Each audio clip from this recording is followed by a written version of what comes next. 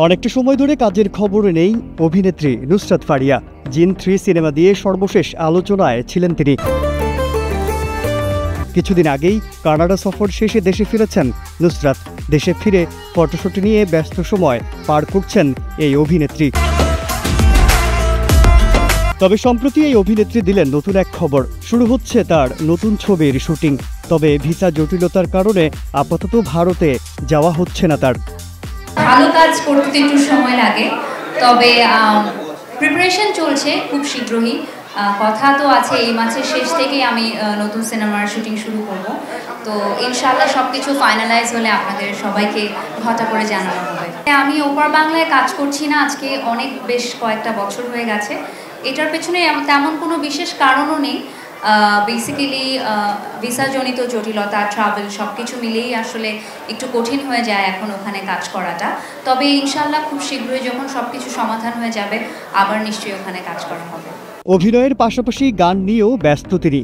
ফুয়াদ ও সঞ্জয়ের সঙ্গে তৈরি হচ্ছে নতুন ট্র্যাক। জীবনের সব আয়োজন এখানে একসাথে।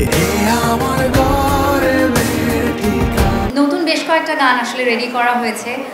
তার মধ্যে লিস্টে আছে ফুয়াদ, সঞ্জয়, এবং প্ল্যান করছি আমার বেশ কয়েকজন পছন্দের সিঙ্গার যাদেরকে দেখে আসলে আমি বড় হয়েছি ছোটোবেলা থেকে, তাদের সাথে কিছু কোলাব যদি করা যায়, I think that will be very interesting.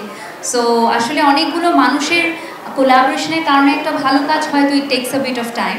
So সেটাই আসলে নেওয়ার চেষ্টা। আর আমি শুধু গান গেয়ে তো রিলিজ করি না, তার পিছনে একটা আবার ব্যয়বহুল মিউজিক ভিডিও লাগে, তৈরি করতে হয়, যেটা দেখতে ভিন্ন লাগে, যেন অডিয়েন্সের কাছে মনে হয় this is for the first time you are watching something different. So yeah, that's why it's taking a bit. সম্প্রতি নারীদের উদ্দেশ্যে এক বার্তা দিলেন ফারিয়া। তার মতে একসঙ্গে এগিয়ে যাওয়ার মনোভাবই নারীর শক্তি।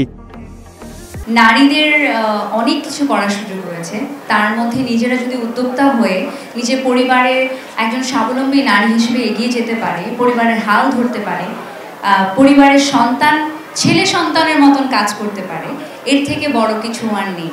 এবং নারীরা যখন এগিয়ে আসে, একজন নারী আরেকজন নারীকে উপরে উঠে নিয়ে যেতে পারে, কারণ তাদের মধ্যে সেই দল নিয়ে এগিয়ে যাওয়ার ব্যাপারটা রয়েছে। সো আমি সবসময় চাই আমার বোন নারী উদ্যোক্তা, আমার মা বসে আছেন তিনি একজন নারী উদ্যোক্তা, আমাদের পরিবারের নারীরাই আসলে এগিয়ে নিয়ে গেছে। ছেলেরা একটু পিছিয়ে আছে, তো আমরা ধাক্কা দিচ্ছি ওদেরকে আর কি। তো এখানে যারা পিছিয়ে আছেন ছেলেরা বা যারা নারীরা বসে আছেন, আপনার পরিবারে যারা একটু স্লো ছেলেরা আছে, আপনারা ধাক্কাটা দেখবেন ওরাও উপরে উঠে গেছে।